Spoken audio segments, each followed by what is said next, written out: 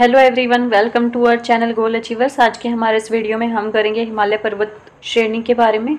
तो आइए वीडियो शुरू करते हैं। हिमालय पर्वत श्रृंखला। हिमालय की सभी श्रृंखलाओं का निर्माण अल्पाइन भू संचलन के तहत टर्सरी युग था, जो उसमें तेथिस सागर के अवशेषों के जमाव के परिणाम स्वरूप हुआ है। इसमें भारत और यूरेशियन प्लेटों के टकराव के कारण जो हिमालय पर्वत है वो नवीन युवा पर्वत श्रेणी यानी new folded mountain new folded. अब इसको 4 भागों में बांटा गया है। ट्रांस हिमालय, तिब्बत का जो एरिया है उसको ट्रांस हिमालय कहते हैं। वृहत या महान हिमालय, ग्रेट हिमालय से कहते हैं। फिर लघु या मध्यम हिमालय, उसके बाद बाह्य हिमालय का नाम क्या है? शिवालिक के नाम से इसको जाना जाता है। आगे देखिए, ट्रांस हिमालय। ट्रांस हिमालय कहाँ है? एक बार थोड़ा डायग्राम रब कर लेते हैं इस तरह से। ये जो रीजन है ये है ट्रांस हिमालय।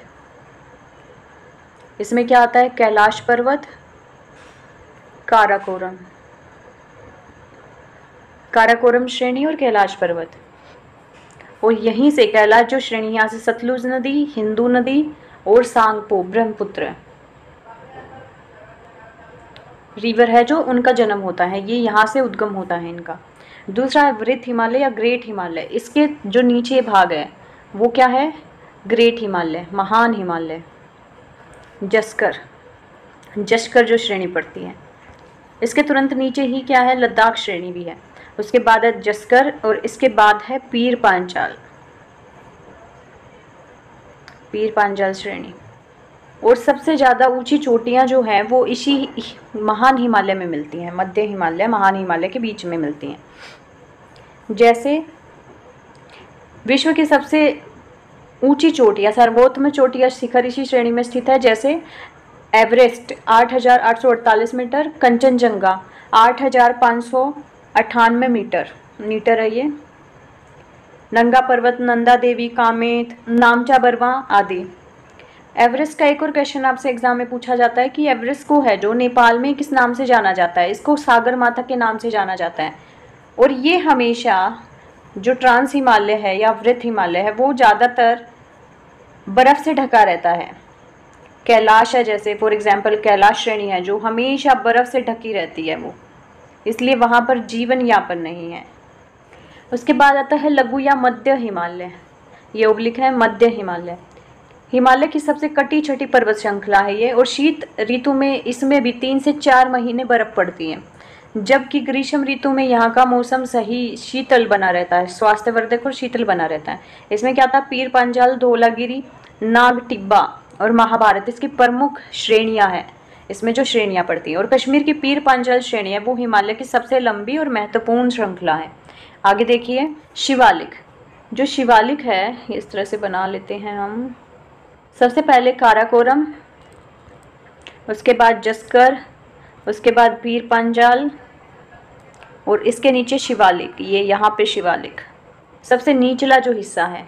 अब इससे भी शिवालिक से निचला ये क्वेश्चन बहुत बार आता है। इस भाग को, निचले भाग को है जहाँ पर फसल वगैरह उगाई जा सकती है या वन वगैरह होते हैं, उस क्षेत्र को क्या बोलते हैं? उसे तराई कहते हैं। तराई के नाम से जाना जाता है।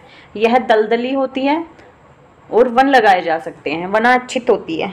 और लोगों का यहाँ पर सघन बसाव, बहुत ज़्यादा बसाव मिलता है यहाँ पर, मतलब ज़्यादा वनस्पति मिलती है। आगे देखिए, मैप के थ्रू आप देख लीजिए एक बार। ये देखिए, ये जो है ट्रांस हिमालय, यहाँ से ये वाला जो पूरा रीजन है ये ट्रांस हिमालय है। इसमें सबसे महत्वपूर्ण क्या है? कैलाश श्रेणी, जहाँ से हमारी नदियाँ निकलती हैं। फॉर एग्जाम्पल ब्रह्मपुत्र, सिंधु नदी, इस तरह से।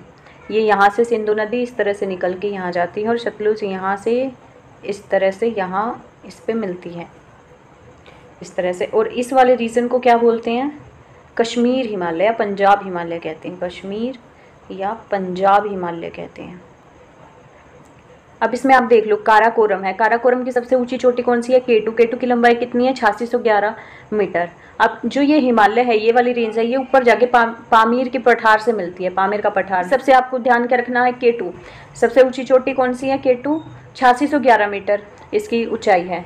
इससे तुरंत काराकोरम श्रृंखला से तुरंत नीचे क्या आती है? लद्दाख श्रेणी। लद्दाख श्रेणी की सबसे ऊंची चोटी कौन सी है? राकापोशी। राकापोशी इसकी सबसे ऊंची श्रृंखला है। और राकापोशी जो है दुनिया की सबसे तीव्र ढाल वाली चोटी है, तीव्र ढाल वाली चोटी है।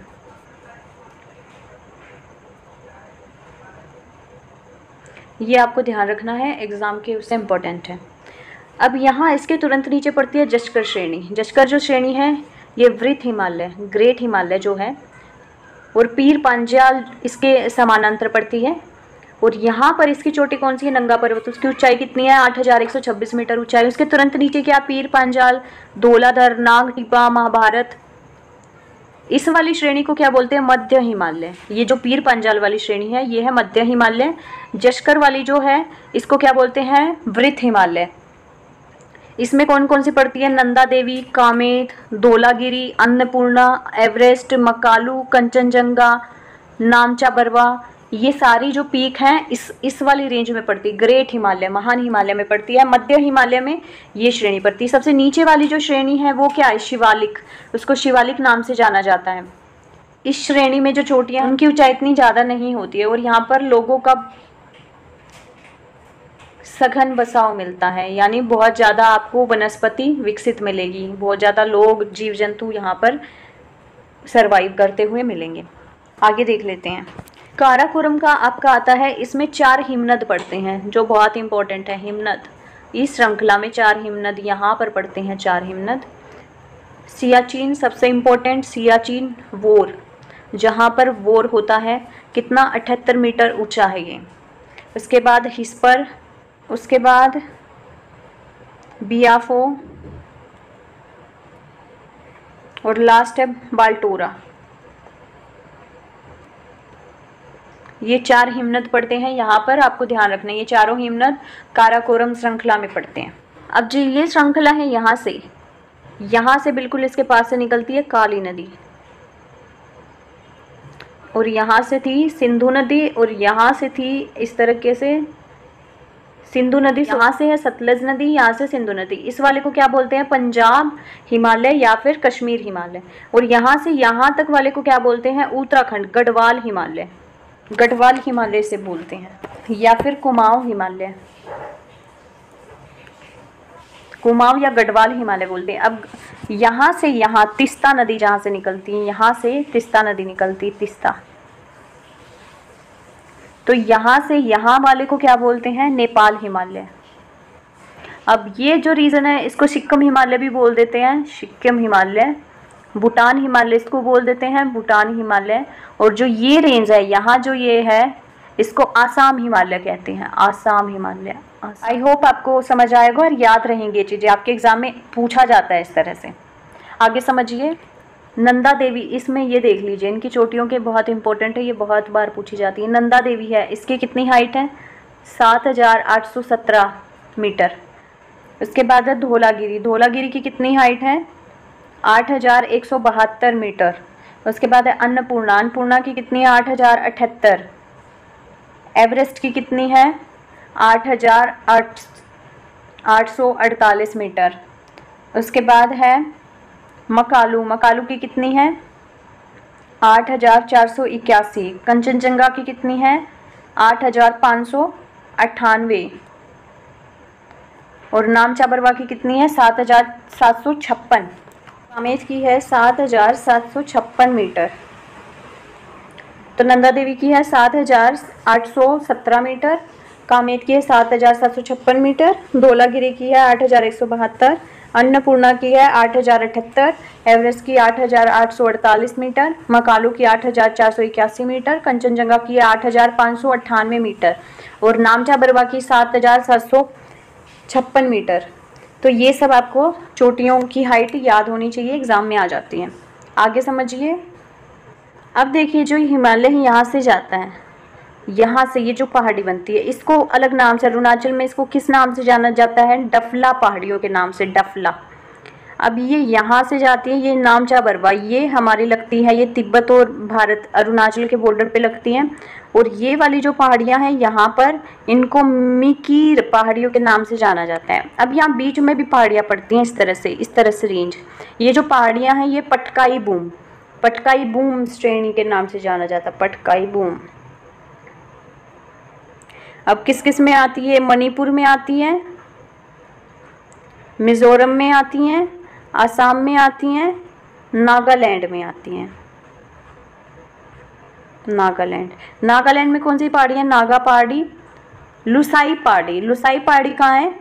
त्रिपुरा, इस वाले रीजन में और इस वाले रीजन में। और यहाँ से ये जो लगता है इसको क्या बोलते हैं? आराकान पर्वत। ये म्यांमार को, इधर म्यांमार पड़ता है हमारे, तो ये बीच में जो पर्वत है इसको आराकान पर्वत के नाम से जाना जाता है। अब यहाँ पर बारिश के लिए 3 पहाड़ियाँ याद रखनी होती हैं, बहुत इंपॉर्टेंट, पूछी भी जाती है, मेघालय में पड़ती हैं। गारो, खासी, जयंता, ये 3 पहाड़ी बहुत ज़्यादा इंपॉर्टेंट है, एग्जाम में आती हैं, तो आप ये ध्यान रखें। गारो, खासी, जयंता, ये 3 पहाड़ियाँ पड़ती हैं। मानसराम में सबसे ज़्यादा बारिश होती है इन तीनों पहाड़ियों की वजह से। बादल आता है, पानी इकट्ठा है, तीनों पहाड़ियों से टकराता है और इस तरह से टकराने से यहीं पर पानी गिर जाता है। बादल फटना, जिसको बादल फटना भी कहते हैं, पानी, सारा पानी गिरा देता है यहाँ पर। तो सबसे ज़्यादा बारिश यहीं पे होती है। ओके गाइज, तो आज के हमारे वीडियो में बस इतना ही। अगर आपको वीडियो अच्छा लगा हो तो ज़्यादा से ज़्यादा लाइक करें, शेयर करें, कमेंट करें और हमारा चैनल सब्सक्राइब करें। Thanks for watching.